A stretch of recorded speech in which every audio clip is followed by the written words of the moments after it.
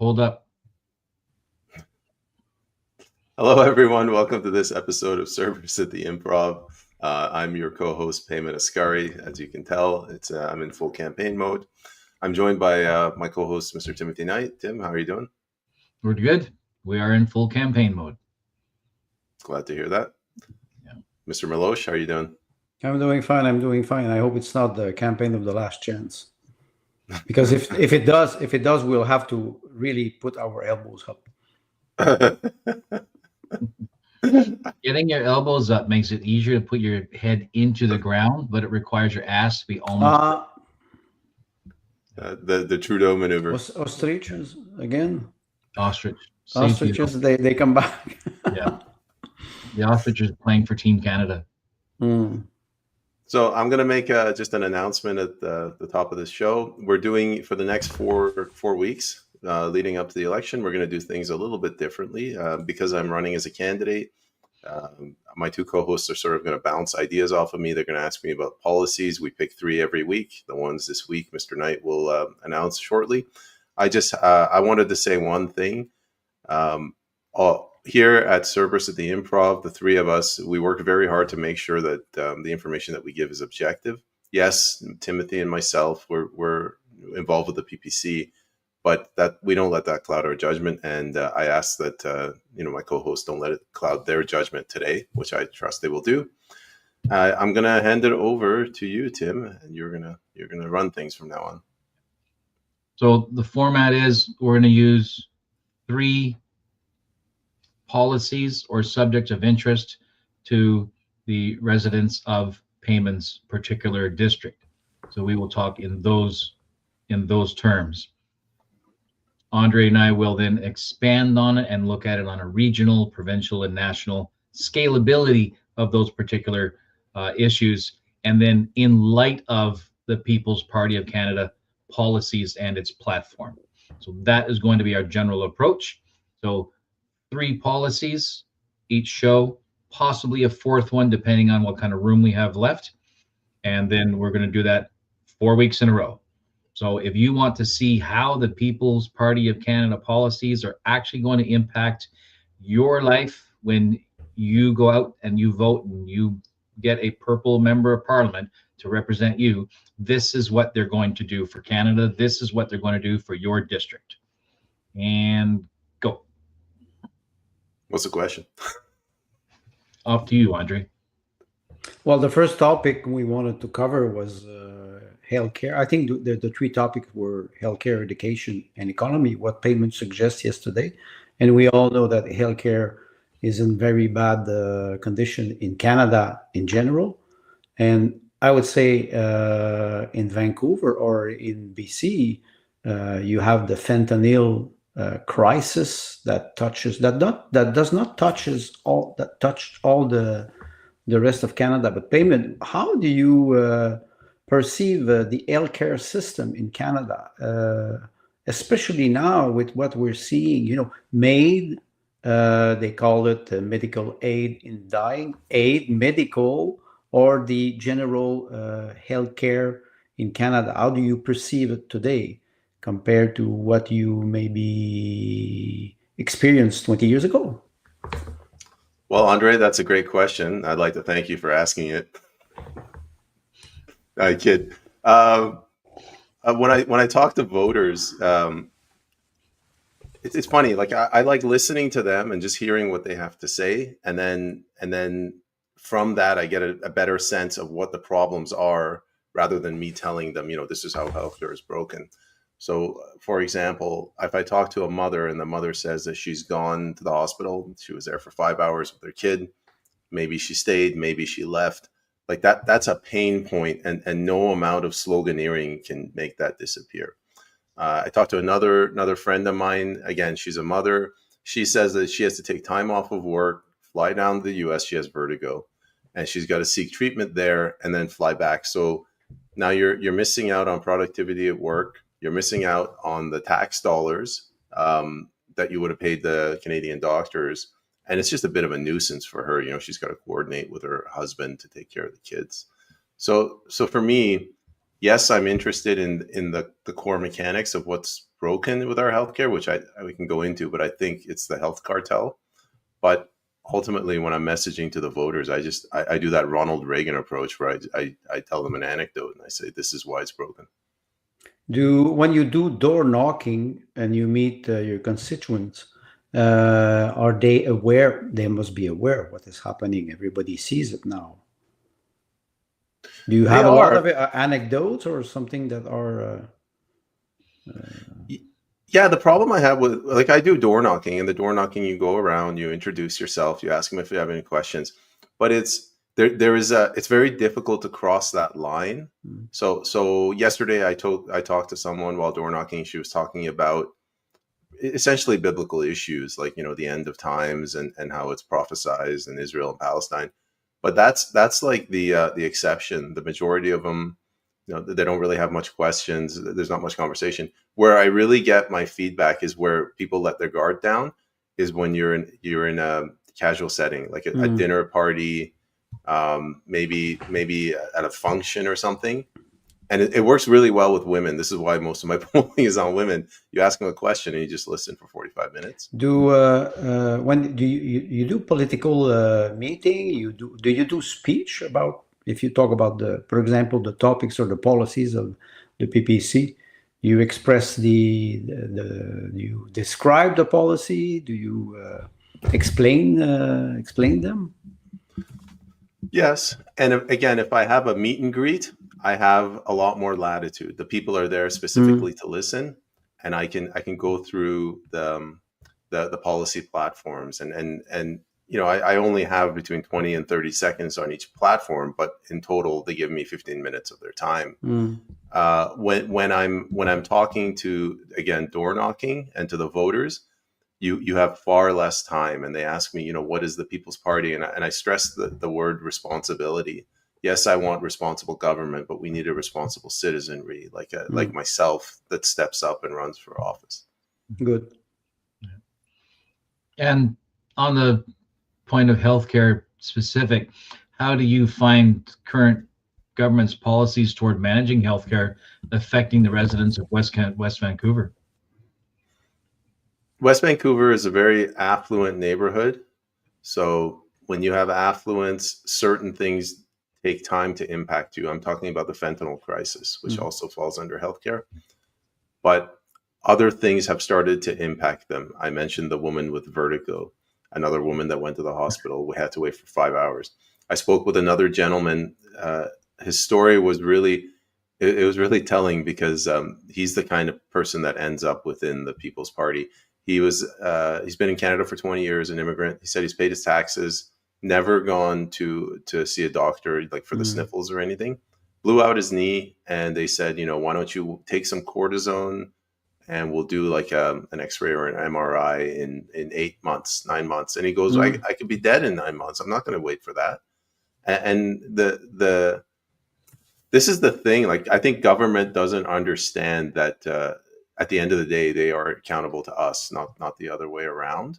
So this guy is saying, I paid so much into the system. How could they do this to me? How can they disrespect me? So that's a vote that's either going to go to the Conservatives or to the PPC. Do you think that people will have to suffer more because to understand or to be aware of the problem that we have with this healthcare system? You say governments have to be accountable to citizens, but it seems that it is not working from coast to coast. They don't have to suffer more. It's not like you get into a car accident and there's no doctor, so your loved one tragically dies. It's not that they have to suffer more; they have to suffer for longer. My yardstick for whether Canadians are waking up are my parents. All throughout COVID, they didn't see anything wrong. The last 9 months, 12 months, I'm hearing grumblings, is mostly because of property tax. But my father is, I think he's 80. What is he? 85 now.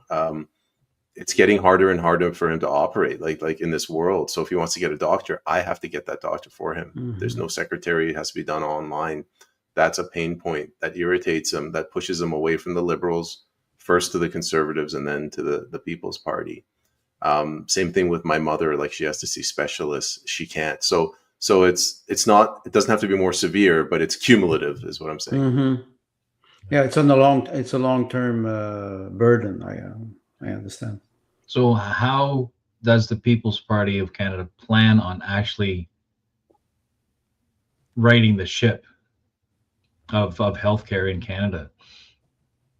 Like, is there a plan to reduce wait times and a plan to find a more manageable means of payment and relationships with suppliers? What do you think the People's Party plans to do to make it so that, you know, people like myself, I had a heart event in March, I think, and last year, and I was 8 hours in emergency waiting. You know, so like, does the People's Party have a plan to address those issues from a practical perspective? Yes. So, but before we answer that, we should stress that healthcare constitutionally is a provincial jurisdiction. So in a perfect world, the People's Party would have no say whatsoever. However, we do have transfers, and the government is using transfers to their advantage. So let's say that the People's Party gets in, and in the short term, they do want to take advantage of that transfer system to fix the healthcare system. One way to do that would be to say, you know, let's work together and let's set up a system where if people want to fast track, if they have the means, rather than, you know, a woman who had vertigo going to the US, let's get those dollars and let's spend them here. We have a word for this. It's called a two-tier system. It's obviously going to get some opposition from government, because government will see that as a threat, you know, private sector encroaching on what they see as their domain. But that's a short-term solution that will help alleviate some pressure. As you mentioned, you know, you have to wait, I believe you said 8 hours, because the system is just completely overburdened. And that brings me to and now this is my opinion, this is not PPC policy, but in my opinion, the reason that the healthcare system is in such bad shape is because of what I'm calling the health cartel. So these colleges of physicians, they're at the provincial, federal, and also international level. And they come in, and not only do they increase bureaucracy, which increases cost, but they directly interfere with the free market. So they certify universities. In BC, for example, UBC is the only university that can give you a medical license to become a doctor. And UBC sets the number of doctors. Now, you could make an argument that, sure, you know, that's the right thing to do because UBC knows best. Okay, but when you know, like when you have a shortage of doctors and UBC sets the number of doctors and the government essentially controls UBC, that right there, A, B to C, that's the government's fault. It seems clear as day to me. We need to start dismantling that system. And if you don't want to fully dismantle it, and if you want to keep some regulatory bodies, it has to have more citizen control. Again, my view is only much more long term. If I have an additional the note there, you mentioned, you've said a couple of times, this is your opinion and not necessarily how the party would implement a plan. Were you a member of the Conservatives or the Liberals or the NDP, would your opinion matter? Well, my understanding in the People's Party of Canada, a candidate or a member of Parliament has their own voice. The People's Party of Canada does not have a whip. You are not expected to follow party line. I was laughing there because you were leading the witness. Absolutely. Absolutely. He's a good lawyer. He can be a good lawyer. Objection. I'm calling my mommy. Obviously the NDP, forget the NDP. The Conservatives and the Liberals, which are the two main parties, they have a much tighter control of the messaging. And this does lead to it can lead to a better outcome politically. Like if you're a party and if your only goal is to win, you want absolute control over your candidates, because you never know, you get an Elizabeth May, gets drunk and says something she's not supposed to. So you want to stop that. That's a bad example. He is the party. She is a party, yes. Okay, but you could get a Larry Brock that puts on women's high heel shoes and starts Right. dancing around the table. Yeah. But the People's Party, first of all, it's young. Secondly, it doesn't have the capabilities, the staffing to actually have like a whip to go around and hold candidates accountable. But also, its philosophy is, here are our core values. As long as you support those, more or less, you're allowed to your own opinion. But I just want to go a little bit further, and I address your question in an indirect way. If I get into Parliament and this question comes up to me and they say, how would you fix healthcare? I don't think I would shy away from sharing my views, which is what I just told you, the health cartel. And if headquarters comes in and says, no, Peyman, you must stick to our policy, you can't share your opinion, I think I would say no. Like, I represent the voters. I represent what's best for Canada, and that's what the party is to me. Yeah. And I think that's one of the differentiation points regarding doing politics differently. And maybe I led down so I could say that, but I promise not to give you any more leading witness until the next time. I would like to go back to the healthcare system and what you call the medical cartel, or what many people will call big pharma. In light of what we saw with the COVID mandate, for me personally, my trust in doctors in Canada is broken. It will never come back, and they broke the trust, their oath, and I think today there will be. We should. Now you were talking about replacing people. What they're doing with the Doge in United States, they're starting to push those cartel or big pharma, call them whatever you want.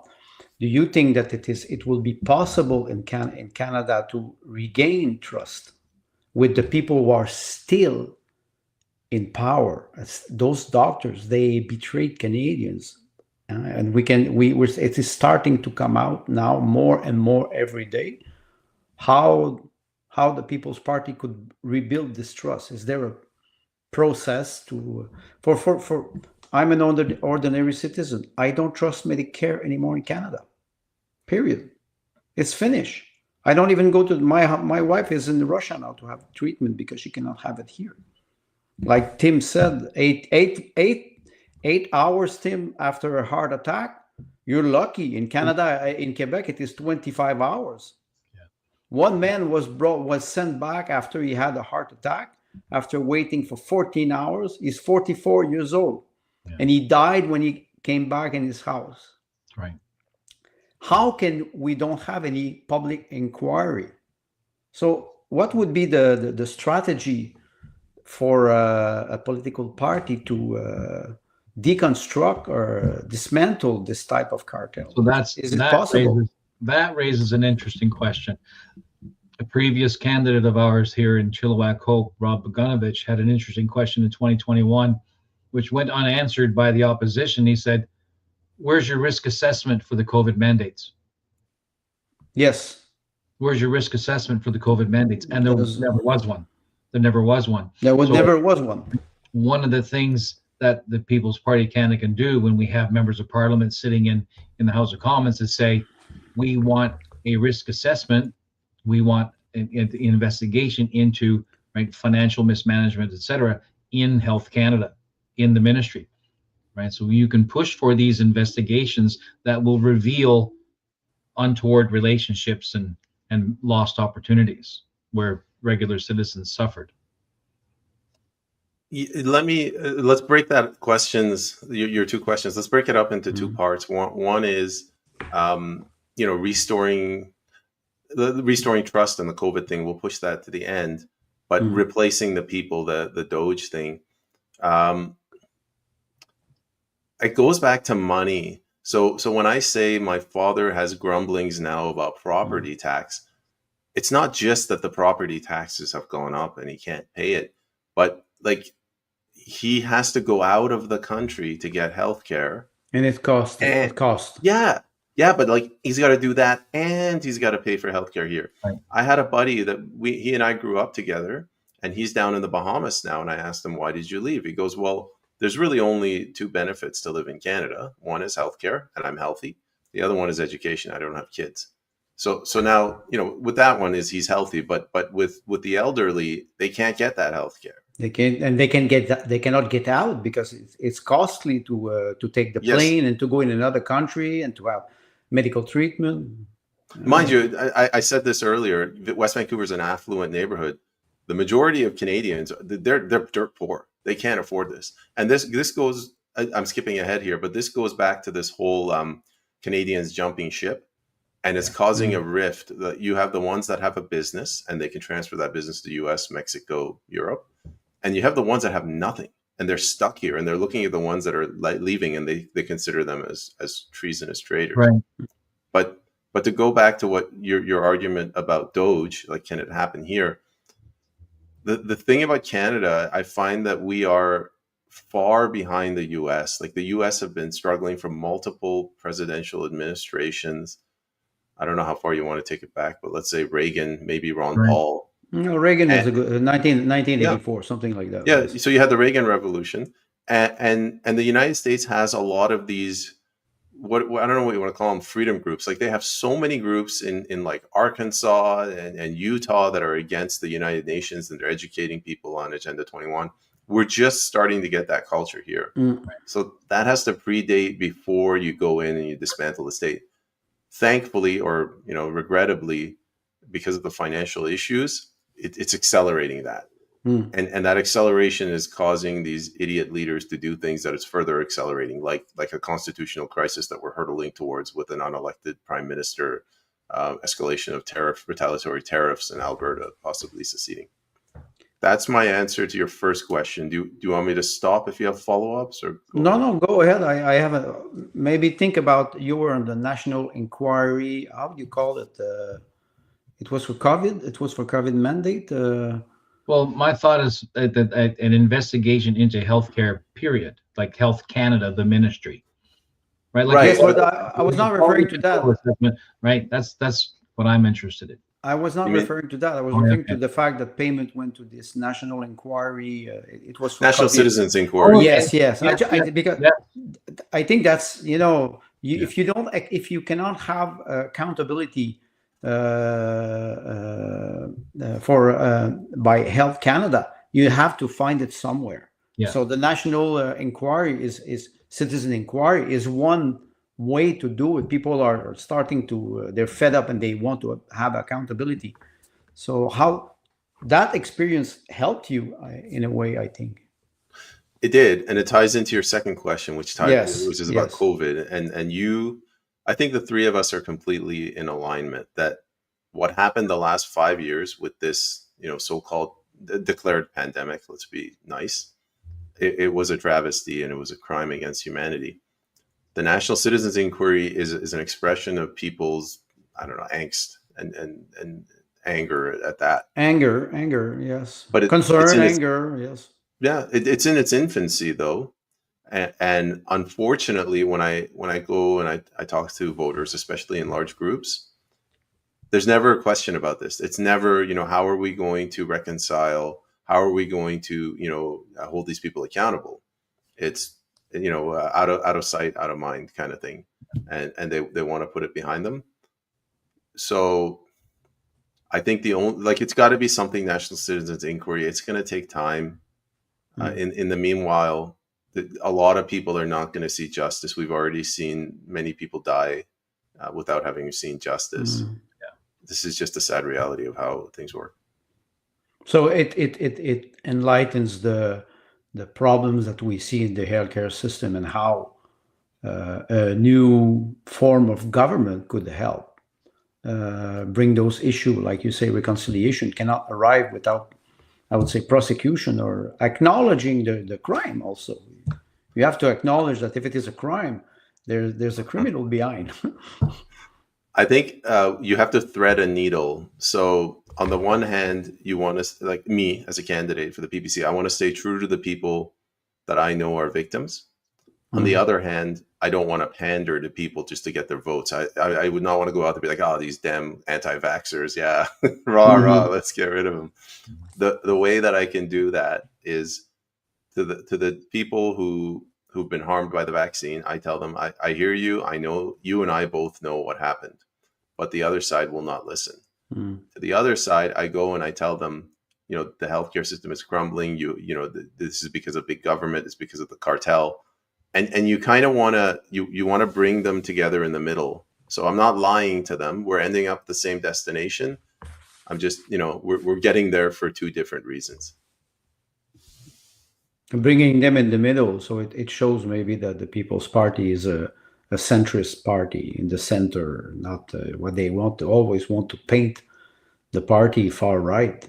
It's what we call real common sense with policies. Matt, you remember at the beginning of the episode, I said, my pitch to voters is responsibility. Like this is the People's Party. It's not an ideological movement. It's just people have to be responsible. If you bring a child into this world, you're responsible for that child. If you fall through the cracks, we're not going to let your kids starve. But that's a safety net. That's not a welfare state. That's a safety net. Right. You have to be responsible. If we look at this Carney thing right now with, Orange Man bad, that's the opposite of responsibility. We're irresponsible parents that are being, well, I'm not a parent, but irresponsible adults that are being governed by our emotions. Yeah. And so we deserve the leadership that we get through these politicians.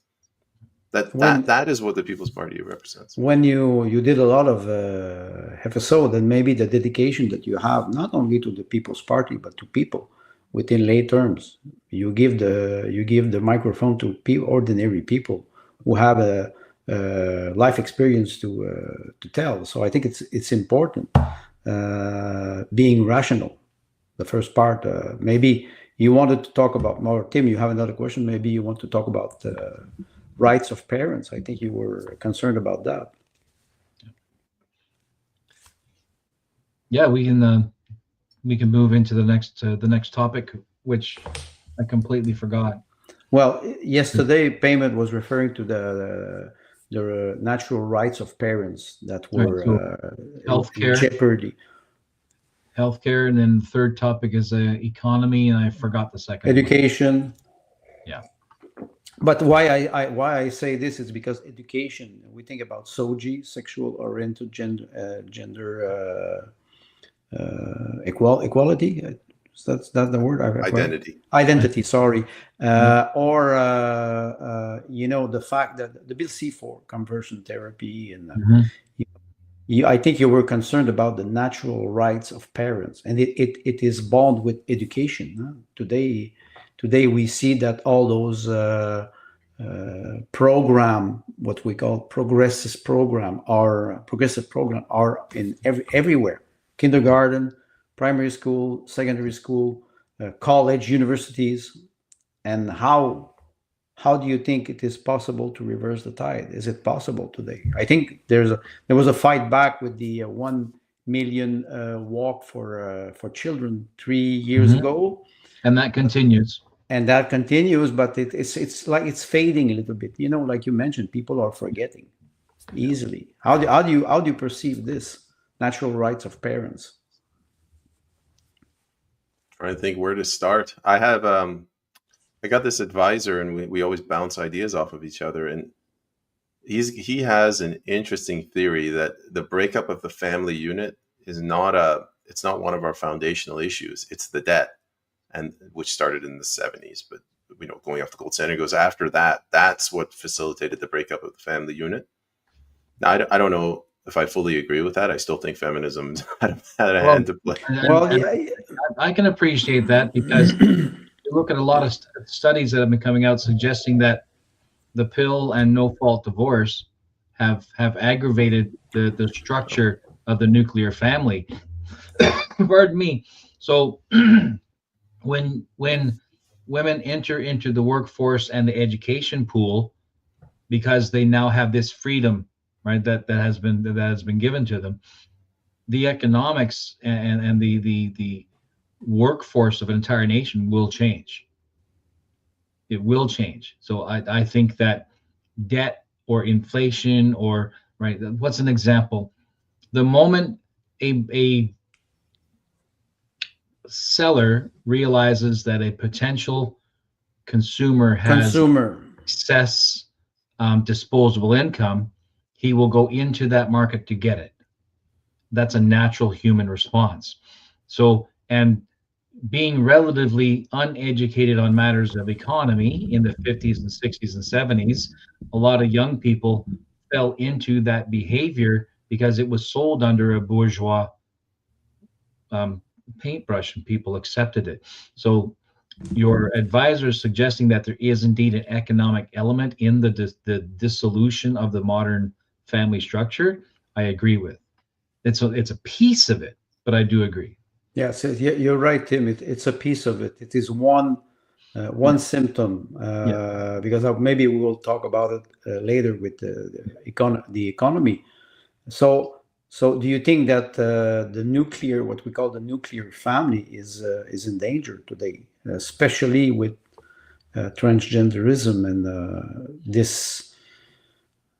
We can talk about children mutilation, sterilization too. It is part of it. What's the policy behind that for the People's Party? Yeah, let's. I'll bring it back to education, but I just want to keep painting this picture. I was talking to Emily Duggan. She's the girl that told Justin Trudeau get the blank out of this province, but she ran for school board trustee, and she said that she grew up in a two-parent household, and they're a two-parent household, but most of the parents now, they're divorced, and when you're divorced, like, you can't lean on the other spouse. For example, that woman with the vertigo that went to the US, she can't as easily do that if she wasn't married. So there's a stability. And if you break up the family unit, whether, Tim, as you mentioned, it's through the economy or whether it's through feminism or cultural issues, it puts pressure on the students and the kids. And you get things like transgenderism. Like, you can't keep on top of these things. Now, with education, now I'm talking about my personal belief. I've seen this over the last 35 years where power has drifted from the communities to the province. And this is not some vague thing. It's done through tax dollars. So we all know about that train that they're trying to build between Toronto and Montreal. That's provincial tax dollars that's going into the city's coffers, and the city's picking winners and losers, in this case, Toronto and Montreal. I've spoken to a lot of people up north in BC. They're saying the same thing. Like, money goes to Vancouver, goes to Victoria. They don't get any doctors. They don't get any stadiums or rec centers or things like that. With education, before, like, there was a sense of community. Even if the money went to the province, it came down or went to the municipality, that school belonged to the parents in that neighborhood, not even the municipality, that neighborhood. The unions negotiated directly with the school board or the school for teacher salaries, so there was more engagement, interaction, and there was a sense that the teachers were hired by that school, not the city. Now the money is going to the province, and it comes back, but with restrictions. So those restrictions are what you mentioned, Soji. So your question is, and I'll answer this and I'll stop now there. What can the People's Party do about it? Technically, very little, because it's a provincial jurisdiction. But through transfers, you can at least come in and you can apply pressure, get these lobbyists out. They are going into these schools and they are intimidating the teachers. And the teachers can't deal with this stuff. Look at the police. The police can't deal with the politicization. They're the toughest people in society. Obviously, some woman with librarian glasses is not going to be able to push back against this LGBTQ lobby. So that's where I see the People's Party being. So federally, it is difficult, but like you said, and Tim mentioned it often, we have to work locally. I'm aware of that. I'm a grandfather, but I'm aware. I'm concerned about young parents who are not aware that their children are indoctrinated. This is starting to be very dangerous. We think talk about demography too, because why we have a so high level of immigration is because we have a very low birth rate. So do you think the People's Party could propose a birth policy? What policy? A policy to increase the birth rate. You can. It's now. Quebec, Now it's not tax credit for parents. Quebec did it. Quebec, you can. Well, Quebec did it. They give it with one hand, they take it back from with the other. The birth rate in Quebec is very low. It's the lowest in Canada. Yeah. So, what would be the policy nationally to propose or to permit the young generation, young adult, to have more children, especially because the economy, it's like Tim mentioned, it's very difficult. You need 2 income and to have a house. You cannot even afford a house today. So I would personally, I take like a more laissez-faire approach to this. If you look at the reasons that people aren't having kids, the majority is that they just can't afford it. Why can't they afford it? Because things are expensive. Okay, there's 2 types of things. You got food, that's inflation, but then you got housing. It's also expensive. Well, housing is expensive. We'll go over this in another episode, but it's expensive because we're in a low interest rate environment and we're using housing as a hedge against inflation. It's a non-inflation resistant investment. Well, if you fix those things, and you can't do this overnight, but you'd have to tap into the energy resources of Alberta, build up your GDP, stop pursuing these green subsidies that are basically you're taking a loan from central bankers, investing in these garbage startups that go nowhere, and you're not only is your money gone, but you got to pay back the interest on that. Well, fix your economy, people will start having more kids. That's economically. Culturally, you have to make a decision, and I can't speak for the party, but if political parties start encroaching on the cultural aspect of things, and the nationalists want this, and they look to Orban as a model of how to do that. That's a good example, Orban in Hungary. That he's like the quintessential example of that one. But that is that's a different strategy, and I'll leave it for the party to decide whether that's how they want to brand themselves. Yeah. You mentioned that the young families making the choice to have children and to expand and whatnot. And I was reminded of the Rat Utopia experiment, and the initial trigger that caused the rats to stop breeding was directly related to scarcity of resources.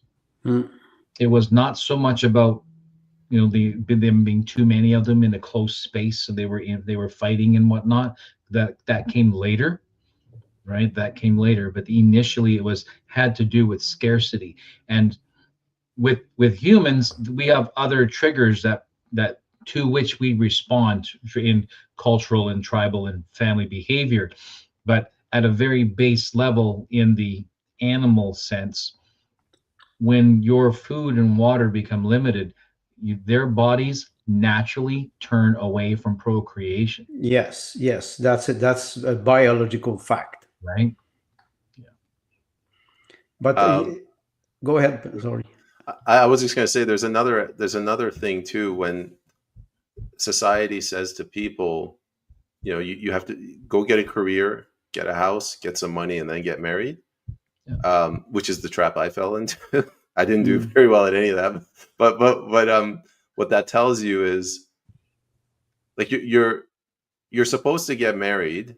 And together you struggle and you toil, and then you grow together. But if you delay that until you're successful, what happens is, from a man's perspective, you've made some I don't know, $50,000, $100,000. You got a house. Woman comes in, you don't respect her the same way. Like you didn't build that together.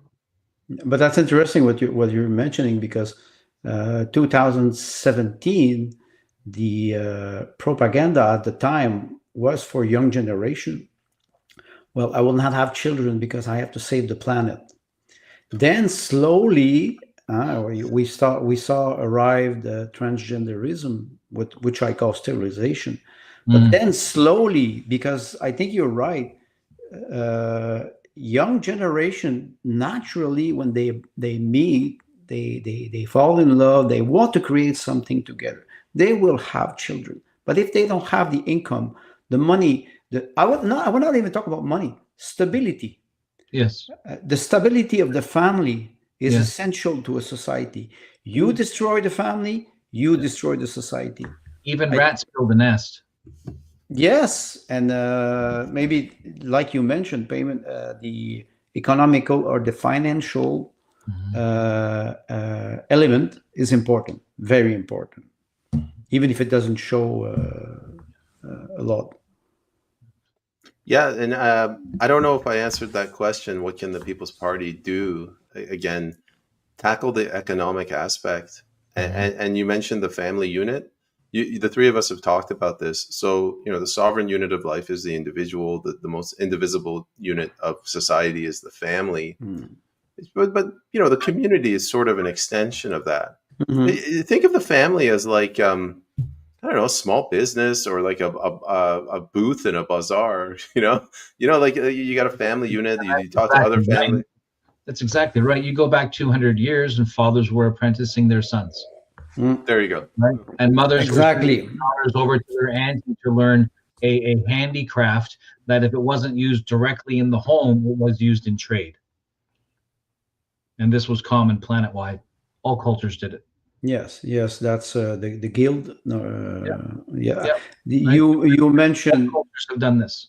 You mentioned the extension, the community. So, in a certain way, the government could be, a big family. The father, the protector, should protect, but not suffocate its children. And not in a sense with taxes. The mentor without interference. Yes, but the necessity to have a good authority, but not an authoritarian system. Yeah. Only in the last 150 years, the West in particular has had a very poor view of the father figure as a governmental head of state. Yes. I mean, the way that Stalin presented himself, as the father, and so we have issues with that. Right, Herr, right, Adolf, etc. So these father figures. And I totally appreciate what you're saying.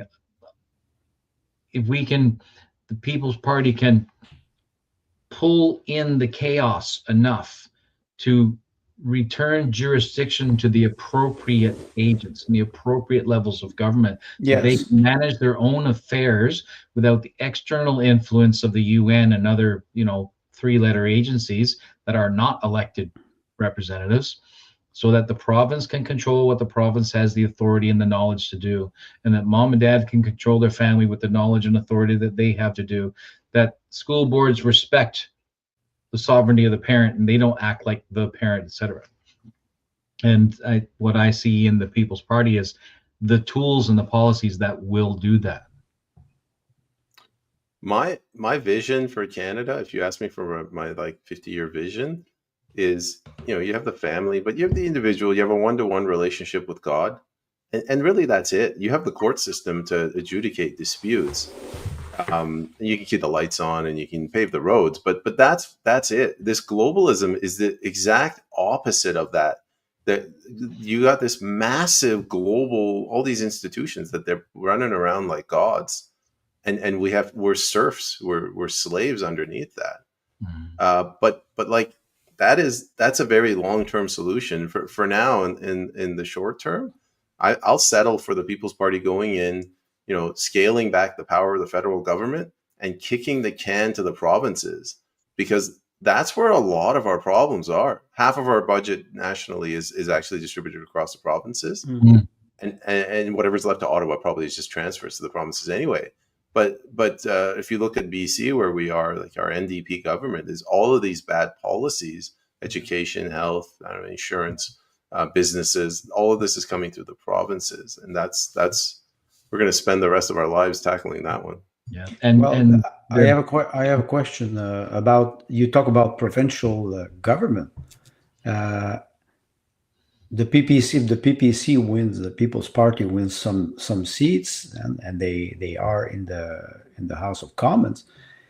do you think it is possible to influence provincial government on those issues? Because I think many provincial government, I think about Alberta or even Quebec, or they are very jealous of their prerogative. What would be the influence of the People's Party for a good collaboration between the federal government? I will not talk about the Liberal, but let's say it is the Conservative. What would be the strategy for the People's Party to make sure that the provincial government don't have too much power over their own citizens? Because what you mentioned, the federal government, they transfer a lot of money to provinces. How the People's Party would influence the new government that we will have in 1 month? Let's take Alberta. They've made some positive steps. I wouldn't say that they've made any major developments. I can't, Alberta's not operating as a constitutional republic. Their Alberta Bill of Rights was completely castrated. They have a Section 1, what do you call it, the reasonable limits clause in there too. Notwithstanding. But is there a notwithstanding? Notwithstanding, well, I don't know if it's tough. Yeah. Two-time losers. But the real power comes in being able to shatter the illusion that Canada must operate as an absolute democracy. It's parliamentary supremacy, which is in every single province, especially BC, maybe even Ontario, but not so much Alberta. And now we see with these tariff wars that Alberta is the tip of the spear pushing back. So what can the People's, let's say the People's Party only picks up 1 seat. You can't really make too much meaningful impact, but you shatter the illusion that we are hopeless, that nothing will ever change. And this is, some people say it's a spiritual war. I just say this is an educational war. Our job is to go and educate the public. All you need is one voice in Parliament from the People's Party, which is the party of reason right now, to stand up and just in a calm, cool, collected manner, answer a question without looking around the room for cheers and claps, without insulting people. Nobody would be there to cheer you if you're yeah. There'd be booze. There'd be a lot of booze from disenfranchised socialists. Is it possible that if one or some candidate are elected, is it possible to reinstate a certain level of mutual respect in the House of Commons? Because sometimes we look at the debates or the question period, it is catastrophic. Is it possible to have a certain professionalism? Members of Parliament are supposed to represent citizens. They are the symbol of. They should be the symbol of mutual respect. I'd like to speak to that. So there's a phenomena in social groups where the new kid goes to school, the new school, and steps into the playground for the first time. There is that moment of silence when the 15 kids who've been at the playground for 3 grades, the new kid up and down, decide how they're going to handle this.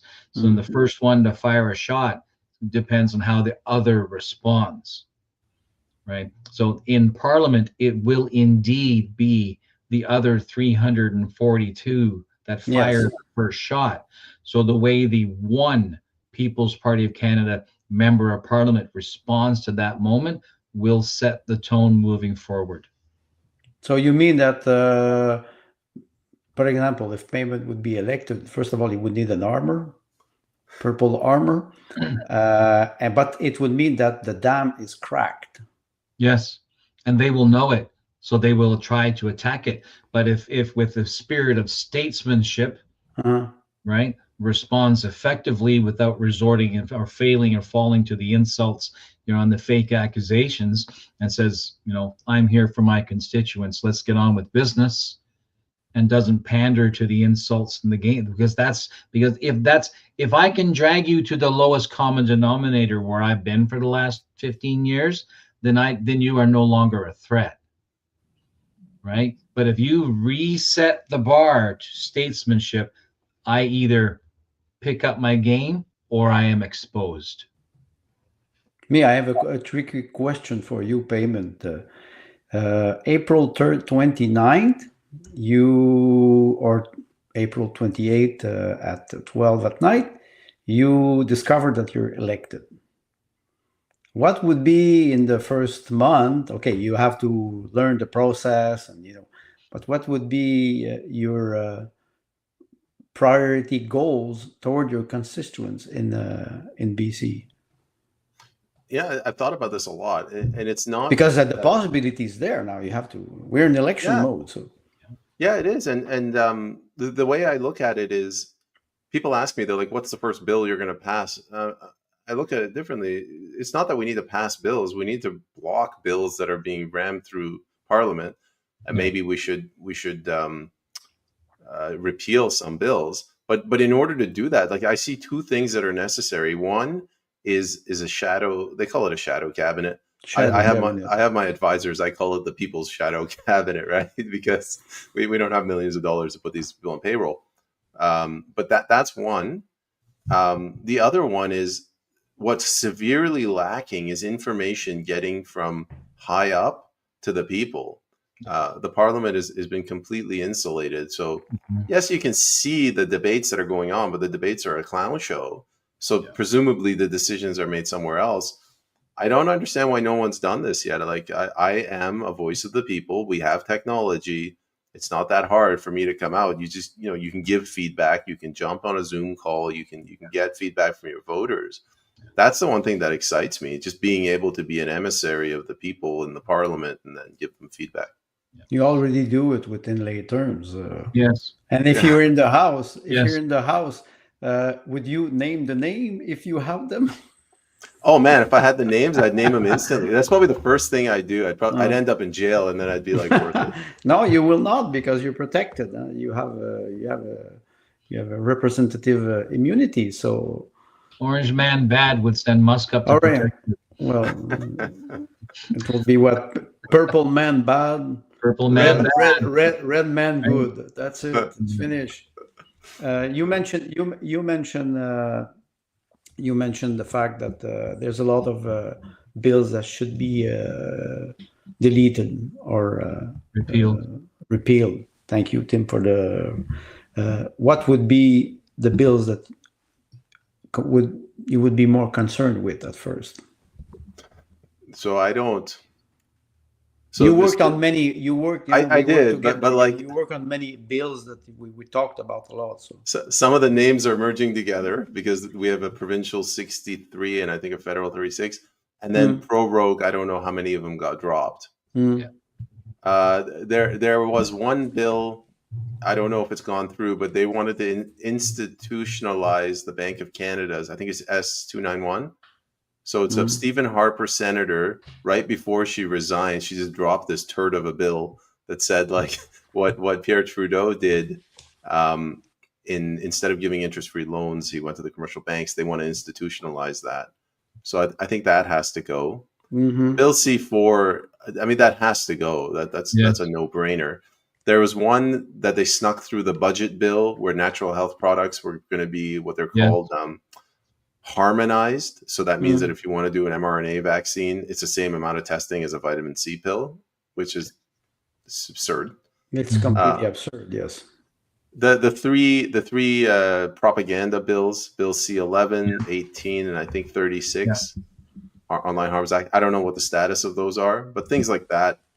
If they're still in the legislature, they have to go. If I'm forgetting anything, remind me. No, that's a good start. That's a good start, and especially if the Conservative, for example, have a majority government, they will start something. They will start acting politically in the House. So most probably you will either support or oppose to what, because they will not back down, even if their program is not very well built. They still have, in my opinion, ideas. But reducing the size of the government should be, I think we talked a lot about it, one priority. Yeah, and You could call me a bit of an idealist, but I would go into the House of Commons with House of Commons with a very simple thought process. If a bill comes and if it's several hundred pages, I don't like omnibus bills. The bill should not be that long because they say that what do they say? Ignorance of the law is no defense. Well, no one's going to read 300 pages and understand legalese. Yeah, well, I would, but I'm a writer. It's not the same thing. You're ordinary, normal people. Yes, you're right. Intentional conflation, intentional obfuscification, and intentionally overloading with nonsense language and ipsum lorem that nobody's going to read, and it requires a 20-year lawyer to wade through it, and the commoner is not going to get through the first 15, 20 pages. And there's a funny quote from, I can't remember if it's from Hamilton or Adams. He said the legislation should be so easy to read that I could read it while running at full speed. Like that's what it should be. So one of the things is, it has to be short. The other one is like the synopsis. I have to be able to understand it, like the 1-page abstract. And then, hand it over to a lawyer. If the abstract does not exactly match what's in the text, you have to reject it. Right. And then you sit down and you read the bill and you just ask some simple questions. Does this increase the size of government or decrease it? And if it increases it even by $1, just reject the bill. Like we're not at a position where we can grow the government. And this compromise, this issue of compromise with, the Liberals want to increase the government by $1 trillion, and we increase it by 500 billion.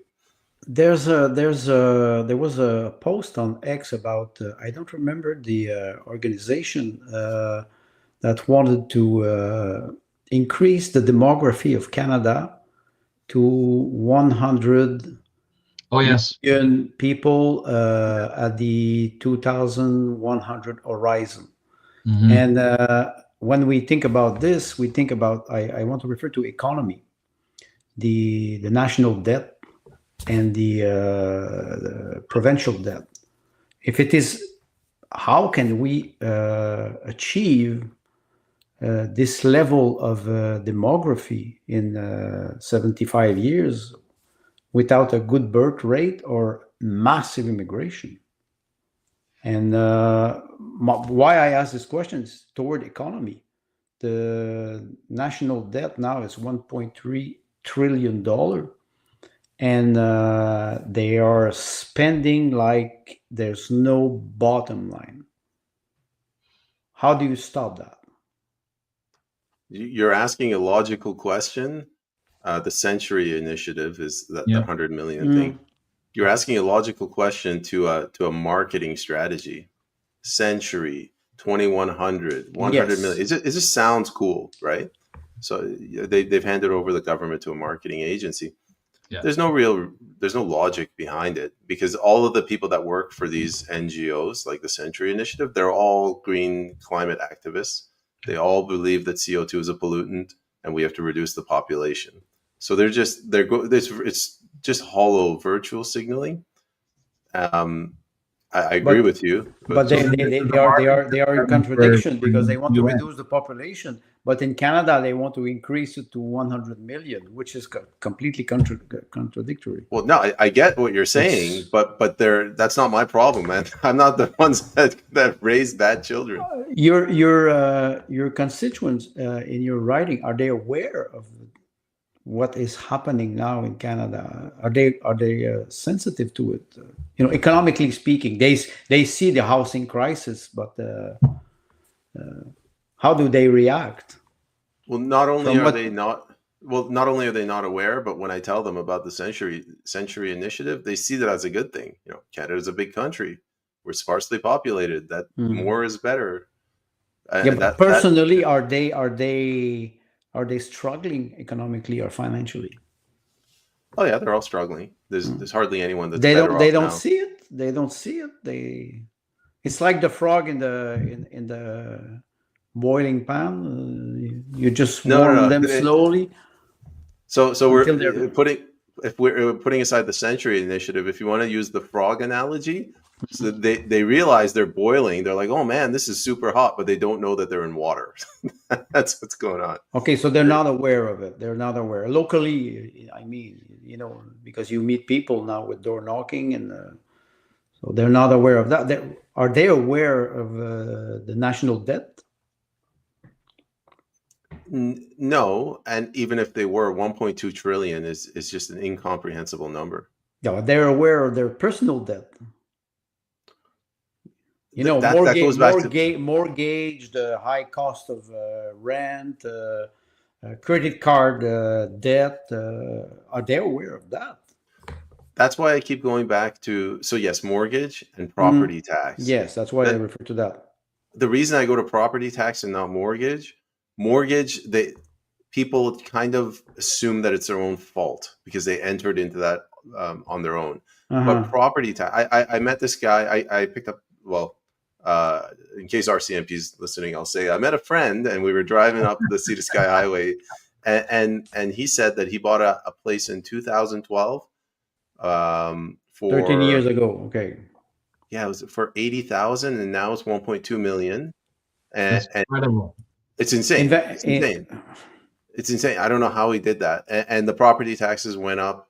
Sorry, no, it went up 10x. So he bought it for like 100,000, 120,000, and now it's 1.2 million. And the property tax went up more than that, from 600 a month to 600 a year to 8,000, 9,000. Right. So he was lucky. He was lucky because today a young adult, a young man, a young woman, or a couple cannot achieve a house of $1.2 million, especially if you're starting in life. Yeah, that's fair. But he went from spending $50 a month on property taxes to $300 a month. Exactly. Right. Without no improvement. Well, that's right. Without no improvement in municipal or provincial services. Yes. Yeah. Well, not only that, like he doesn't actually get anything. Like he doesn't have hydro, no water, no sewage. So the problem now is, and I told him this. I said, you're rich on paper. You got about $900,000, but if you sell that place and you got to go buy another place, or you have to rent. Yeah, same price.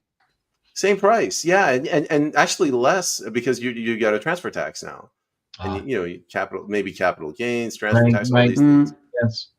So because it's an illusion, is what let's say just before COVID, the monthly rent for a flat was about, I take Toronto, Montreal, and Vancouver was about $2,200 per month, maybe more in Vancouver. Now it's up to 4,000 sometimes. You can imagine 4,000. It is $48,000 per year net, not gross, net. You have to make practically double that money to be able to achieve just to have a flat, rent a flat. It's incredible. Yeah. Andre, you've mentioned this in previous episodes that we have this perception that we have more money, but realistically we have about the same amount of money in the system, but each dollar's value has plummeted. Exactly. It's not that somebody bought a house at 500,000 and now it's worth $1 million. It's worth maybe 6 or 7, but its value it takes that much more dollars to have the equivalent value. Exactly. And that's maybe that I will have a question about inflation. Yeah. What's your opinion about inflation? Because we see it looks like, printing money will create inflation. And like you mentioned, municipal taxes. It's without any more services. Without any more services, you pay more tax. Always pay more tax. What about inflation? What would be the policy? Limit inflation? Eliminate inflation? Well, I have the answer to that, because Maxime has already said out loud, 0% inflation. 0%. Bank of Canada will be ordered. 0% is your target. Do not. Yes, because now it is 2%, right? But they never. He said that multiple times. Right. So that means that the market and economic policy must maneuver to maintain that. Maintain what we call the parity of purchasing power. Yes. That you do not lose Yeah. unless you create wealth. If you create wealth, I understand that you will improve your level of life. And that speaks to your dollar GDP compared to dollar debt. Yes, exactly. That's what I was referring to. So you force the money movers to not interfere, so that the market and the producers, consumers, can balance it through naturally abrading with each other and trading with each other. Okay, there's another concept that I study for many years. It's that that growth and decline. When we're aging, we need less goods, except for service, maybe healthcare, but we consume less. And we start to think about naturally transferring this wealth to our children slowly. So inflation, it's like the devil in the detail. It's there. It's impoverishing people. So what, like you mentioned, Tim, I think zero inflation would be the target, because you would say not the natural transfer of wealth from parents or elder to children should arrive and not be a burden through the increase of municipal tax, without, again, providing more services. It's not what we're seeing now. What's your take on this, Peyman? I see it a little bit differently. So first of all, the reason I hesitated to answer 0% inflation rate, which it's kind of like a gold standard on the back end where you can't print money. I think it's a good start, and it's better than anything we have right now. It's just that's not going to make inflation go away. The banks private banks can still issue loans, right? Essentially, you're transferring debt from the government to either the household or commercial debt. Yes. And it goes back to what I said earlier. Like we need responsibility. I don't want to get too preachy, but this is one common theme I've heard about Canada, life in Canada. When credit cards started getting normalized, and debit cards, I don't know if it was in the 30s, the 60s, whenever it was. Debit cards of 1980, credit card 1970. Well, credit card, it's after they abandoned the gold standard. So Visa they replaced it 1972. But there were store-based, brand-based credit.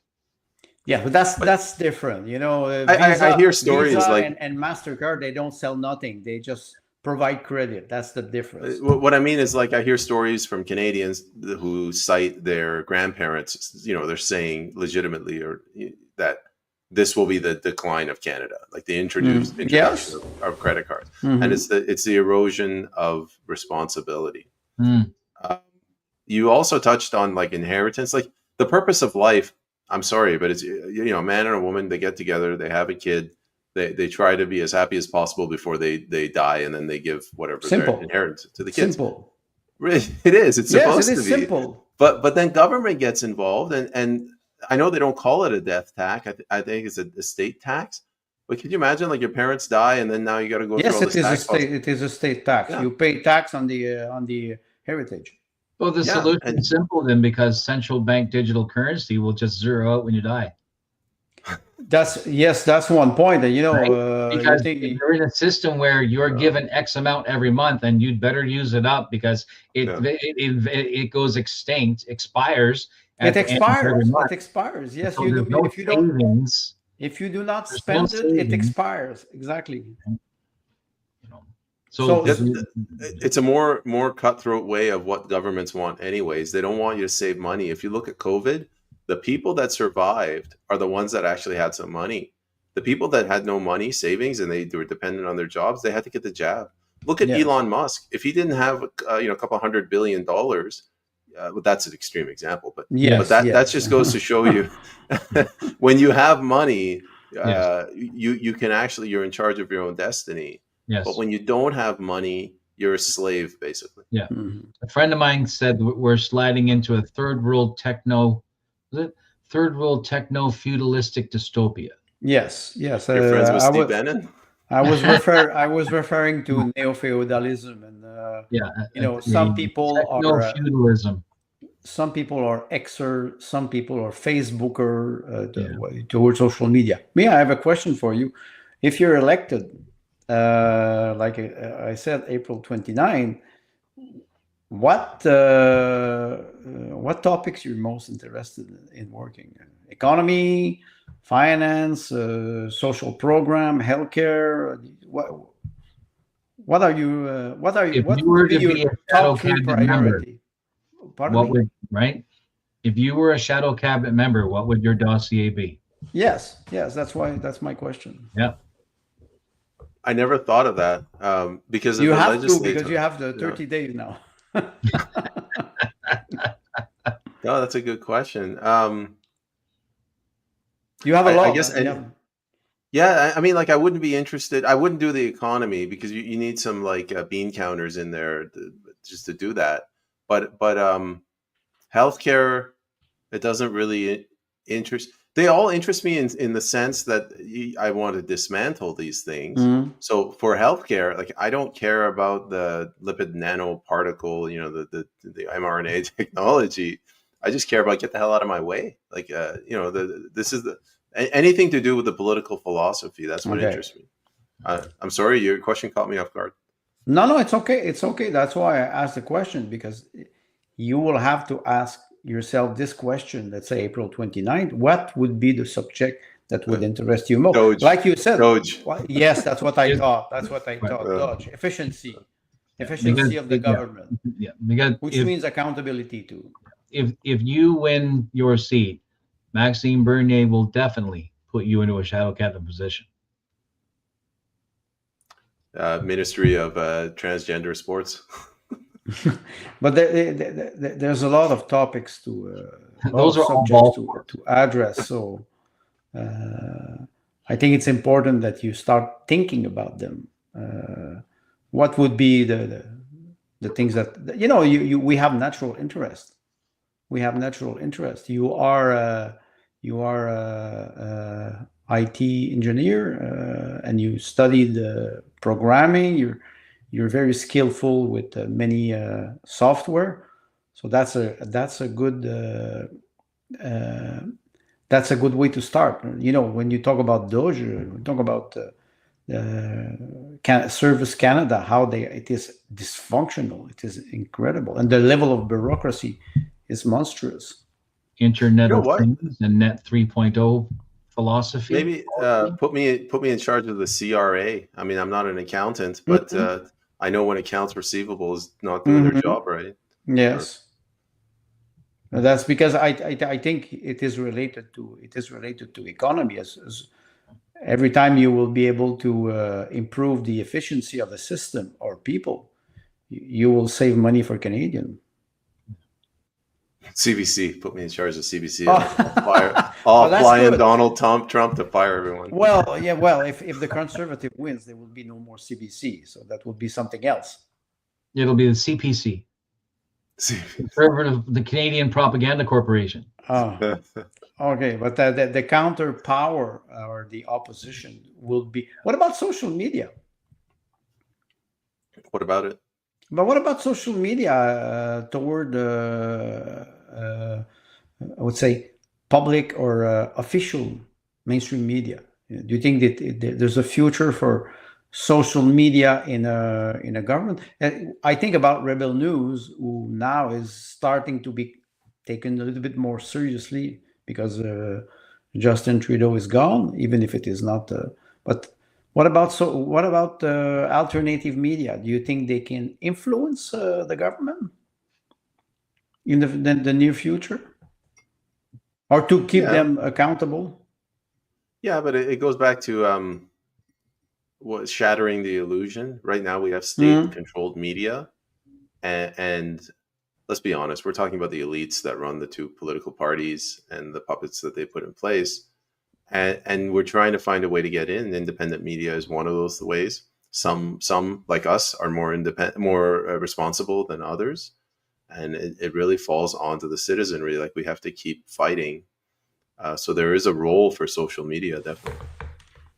In the next few weeks, will you have some debate in your writing with Liberal, Conservative, NDP, the Green, the Bloc? Forget it; it's in Quebec. But in your writing, will you have debate, local debates on many subjects? Is it part of the electoral campaign? Yeah, it's on April 8th or 7th. We can put it in the show notes. We're having one on Vancouver Island. Yeah, because will it be broadcast?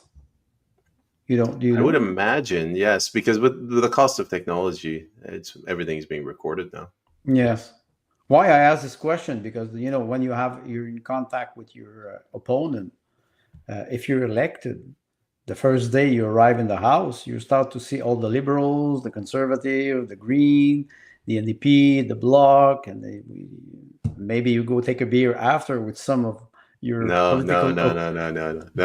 I don't collude with the enemy. No, so you consider them your enemy. You know what? And it's not even that. The reason that I'm single and I'm not married is because I'm a workaholic. If I had the choice between going out for a beer with them and going home and listening to the news, typing up my notes, yeah, it's a lonely profession, but I don't know. I take it seriously. Mm-hmm. Because you still, we say in the house, you debate, you exchange, you oppose, but then after that, you continue sometimes the discussion. I don't know. I hope I don't fall into that trap, because just ideologically, I am not aligned with a lot of these big government policies. So it's not even a left versus right. This isn't banning gay marriage versus enforcing chemical castration through transgenderism. This is just, neither of you have the right to tell me what to do with my body. That's my position. So that leads me into my thought to bring us into the last 10 minutes or so. You have 10 minutes, so take an elevator pitch of 3 minutes and stretch it into 10. If you were given the platform, and then someone said, tell us what you think for 10 minutes straight. Now's your moment. Is it what you call in the house filibustering? It's what. Go ahead, Peyman. Filibust for. You can stretch 3 hours. It's yours for 10 minutes. Rant, whatever you need to do. Just share. Tell West Vancouver why you and why not the incumbent. That's a good question. Why you? All right.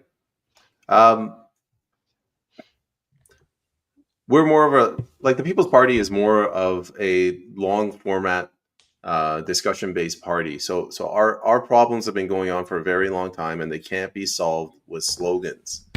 And the People's Party is doing the impossible task of moving forward along two different tracks. On the one hand, we're doing politicking, going out, shaking hands, and using the slogans, asking for people to vote for us and trust us. On the other hand, we're also educating the public as we go. The reason that we're in this problem right now is because of a lack of education. We're not informed. As citizens, we're not informed adults. We don't understand, where does this inflation come from? Where does our debt come from? Why is our education system getting worse? Why are the grades continuously going down? Why are there more potholes everywhere? Why is property tax going up year after year? That's because of a lack of education. For a politician to go in and to try to pitch the solutions when the voters don't understand the underlying problems, that politician will lose. So we're moving in lockstep, and we're trying to educate people while we're asking for their vote, which normally doesn't work. But the way that we get around that is by saying that we are citizens. We are members of the community. We are not professional politicians. We're not going to lie to you. We want a better Canada. And that's what's attracted me to the People's Party. I had a successful business. I had a good life, stress-free. I could have continued doing that, but not when I see that the direction that my country is going in, and not when I look at the political parties, specifically the Conservative Party. They're the only somewhat rational party, but even the Liberal Party, going back a few decades, they're not doing anything to address the problem. They have no vision beyond the immediate election cycle. Like on our show, Cerberus At The Improv, we've talked about this from time to time. Like, people don't think in terms of 20, 30, 50 years. They think in terms of 4 years. How do I get a local win? Okay, we go to the voters and we say, vote for me and I will give you $250 for grocery relief. Vote for me, I'll give you $10 a day daycare. Vote for me, I'll give you free dental. When the economy goes down the toilet, we turn around and we blame these people for having mismanaged the economy, but it's not the people that mismanaged it. It's us that empowered them because we liked what we heard, because it gave us instant gratification to get those little kickbacks. It's time for Canadians to take on personal responsibility. If there's one word that I could use to describe the People's Party, it's responsibility. You are a sovereign citizen. You are a sovereign individual. You are responsible for your own fate. If you bring a child into this world, you are responsible for that child. If you go too fast and you get in a car accident, heaven forbid, that is on you.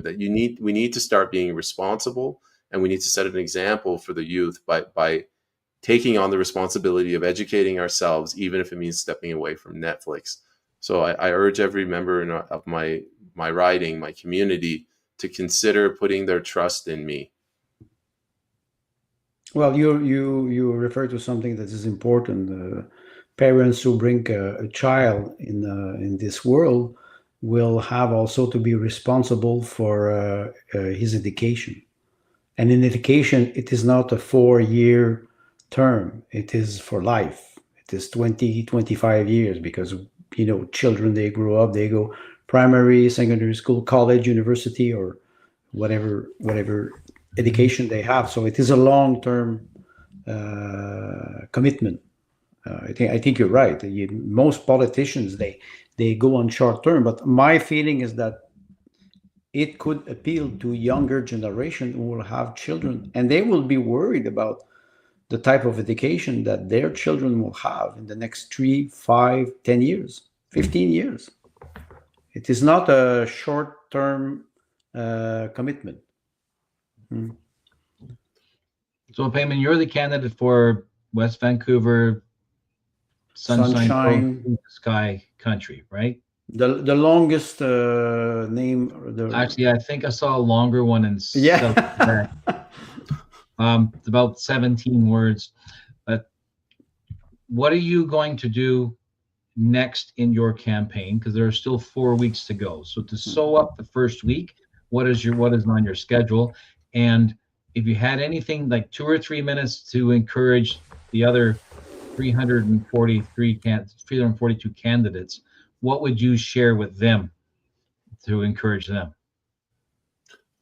Right now, we got a sign guy. We're a little bit behind on the 8 ball. I'm a little bit ashamed to say it, but we're 2 or 3 days behind on the others on the signage, the big signs on the highway. I have a sign guy that's going around doing that. I'm going around myself personally. I'm doing door knocking. So I go ahead and I introduce myself, and we're setting up events. We want to do as many debates as possible.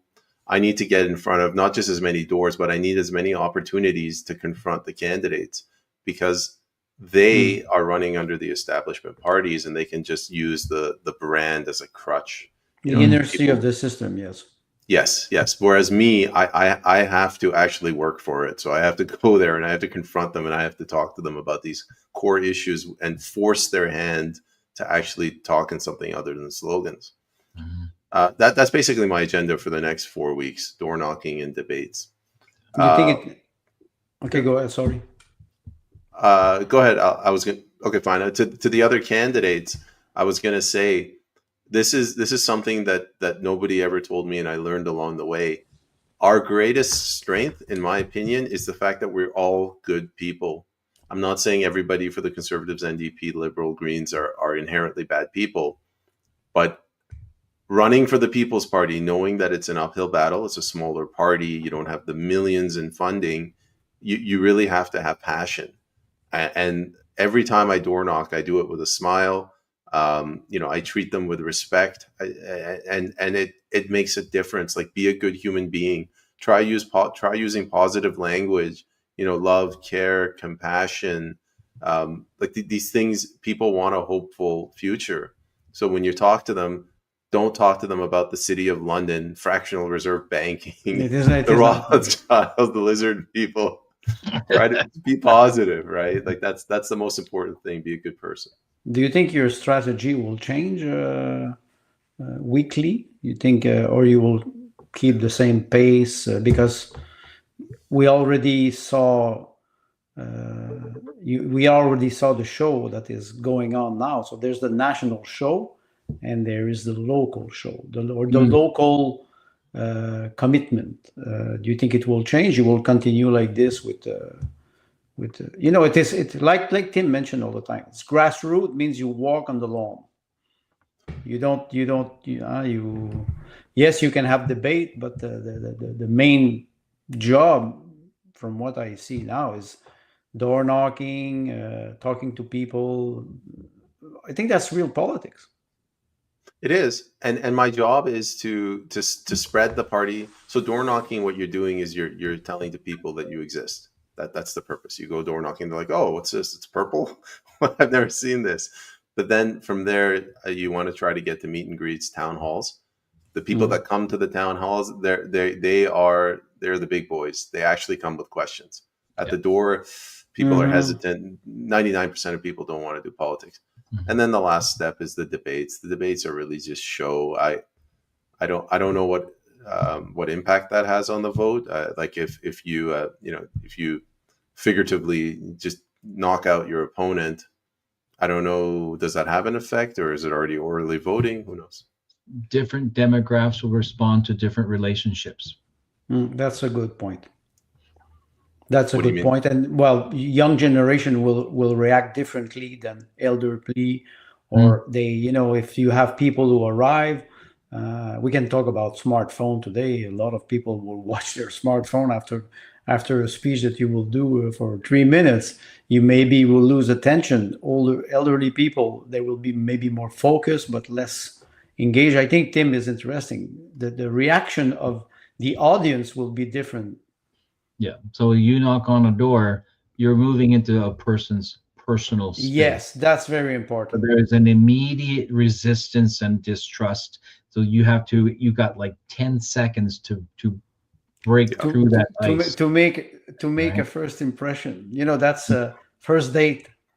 Yeah, every door knock is a first date. First date. And that's very difficult work. Very difficult work. None of my pickup lines have been working on the voters. Not surprised. Not surprised. Bring flowers. I pay for the drinks. No respect. Kevin Sinclair, our Mission Matsqui Abbotsford candidate, has been invited to a Chamber of Commerce debate. So the all candidates forum. And they are also simulcasting for the Harrison Chamber of Commerce, and what's the another one, the name I forget right now. There will probably be more viewers online than will attend. Right? And they're renting the Best Western Conference Center in Mission, which is a very large, very good facility. So there will probably be a couple of hundred people there, but there will be more viewership online. And those are two different demographics, right? Because the ones who come in person, they're there for different goals. Like they want to experience it differently. Those who are satisfied to watch online want to experience it differently. So the candidates have the challenge of speaking consistently to two different groups that expect something different. I have a short question. We are March 28th. You said that you will have a debate April 8th. So will you prepare for this debate? Will you receive the question in advance? Do you know some detail about the process and how you can prepare? It's technically I have prepared for the last year and a half within lay terms. Oh, but it is not. It is not enough. You know what I mentioned is because overqualified. No, it's because you have to rehearse. In my opinion, it's like an actor, a play actor. He has to rehearse, and he has to be ready. He has to know his line by heart so he can become natural in front of the camera or in front of the audience. So Well, maybe will then you prepare? the next 3 shows, we'll just grill him harder. No. Andre's got a good point. So when you're doing an interview, like when I'm being interviewed, it's a little bit different than when you're that's like sparring training. Whereas when you're in the ring, it's for real. The debate. Yes, that's what I mean. I have to prepare. You're right. Okay. Okay, go ahead. Sorry. I was just going to say I have not received the questions or anything. However, they asked me a whole bunch of questions. What are your views on the tariffs? What are your views on climate change? What are your bio? I have a feeling that they're going to turn around and submit all of that to the opponents. So, well, not only am I not prepared. No, but why I say this, I think it's when you prepare, just writing short answer or bullet point where you have, and rehearsing, because it's very easy to lose yourself in like you mentioned, a long answer, talking about some things that you should not talk about, like you say, the city of London or whatever. That local people, they are not interested in that. They first of all, I think they want to know you. They want to know who will represent them personally, because you spend as a member of parliament, you will spend time in Ottawa, but you will have also an office in Vancouver. So you have to meet people.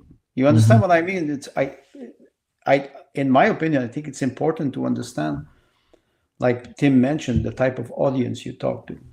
Yeah. Speaking of meeting people, we're at 90 minutes now. Speaking of meeting people, how will people contact you? If somebody wants to get in touch with you, how will they do it? If they want to make a donation to your campaign to assist you, how do they do that? Easiest way is to go to my website, peymanaskari.ca. If you want to get a lawn sign, you can do it through there. If you want to set up a meet and greet, you can do it through there as well. You can donate, obviously. You can email me directly, info@peymanaskari.ca. On Twitter, you can find me at Peyman Askari 451. And my YouTube channel is at Inlay Terms. And we'll put that in the show notes. We will. And I just wanted to quickly share this. The debate will be April 7th, 6 to 8 p.m. in Gibsons. Excellent. Good. Very good. So it was not too hard that we grilled you the first week? No, it was not difficult enough, I guess. You guys went a little easy. Oh, we always start like this. Use a the fourth week would be more. The next one will be the rubber hose. It puts the lotion on its skin, or it gets the hose again. Yeah. Do you guys want me to show you the comments? There's a Celtic Canuck. Well, yes, go ahead. Debate night should come with a live stream of the PPC response if they cannot be at the debate. The PCC.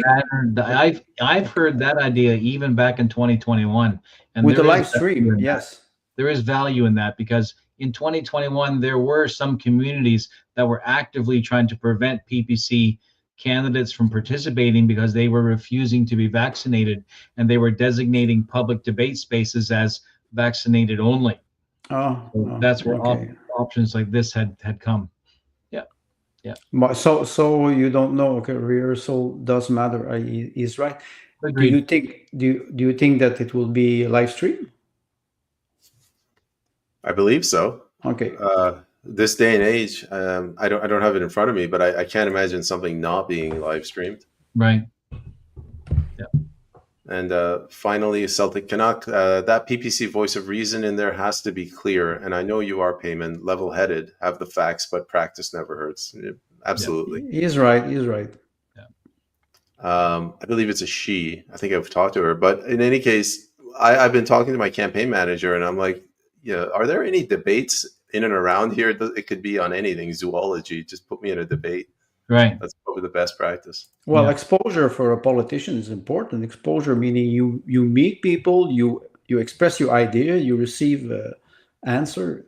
It's 4 weeks of exposure, public exposure. You are now a public. You were already a public figure, but now it's official. Yeah. And You cannot get out of it. I'm screwed. It's like being in a relationship. You made a mistake. You can't backtrack. Tim, one final thing you mentioned. You asked me what advice would I have for the other candidates. Yes. Being polite to the people that open the door. So if it's a guy, I say, hello, sir, how are you doing? And I always say, I got on the ballot.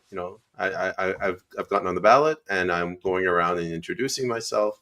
You give the flyer. There's no negativity. Like, everyone is either indifferent or they're like, best of luck. It doesn't have to be a painful process. No. I think I mentioned this yesterday when we were preparing the show for today. You have to enjoy it, because maybe it will be part of your life for the next 25 years, and you don't know. Don't say that, Andre. We're just friends. Career politicians. No, I don't think so. But you never know where this will lead you. I think it's for every candidate of every party. You never know. I don't want to hire a career politician, but I'm okay with hiring a statesman who makes it his career. There's a difference. Yeah. Tim, you're in charge of the show. You gotta end it today. Well, you're the one who presses the button, so let's. That's good. That's perfect in the center. Okay. No pressure. I like it. I will shut up. Yeah. So what we'll do next week, we will tidy up this format a little bit. I think we're happy with what we're trying to do here, and that is to take the show the way it is and use it the way we had originally intended, and that was to bring our voice to a larger audience in an even and unbiased fashion, although we have our own style and we like to have some fun and play with words and whatnot. But to present to Canadians, these are this is the quote unquote opposition. This is the state of politics. This is the state of our government. And you, as an individual citizen, are no less than us. All right. So we want to be able to present to you in a format and ask questions and make comments and give people like Peyman and others the opportunity to say, I see a better Canada. This is the way to find it. So we'll do this again next week. If I may add, usually I'm a satirical writer, and I always bring international topics in the show. But we agreed, Peyman, Tim, and I, that this time is important for Canadians. Yeah. So we decided to focus on, I would say, Canada first, in the sense that we bring different voices through you, Peyman. So I think it's important. And I'm very happy to be here with you. Yeah, it is an honor. No, thank you very much for giving me the opportunity, and I guess thanks to the audience. Yeah, and that's it. From all of us to all of you. So have a good weekend. Yes. All right, Tim, you're in charge, so you're gonna have to end the stream this time. Yeah, press the button, man.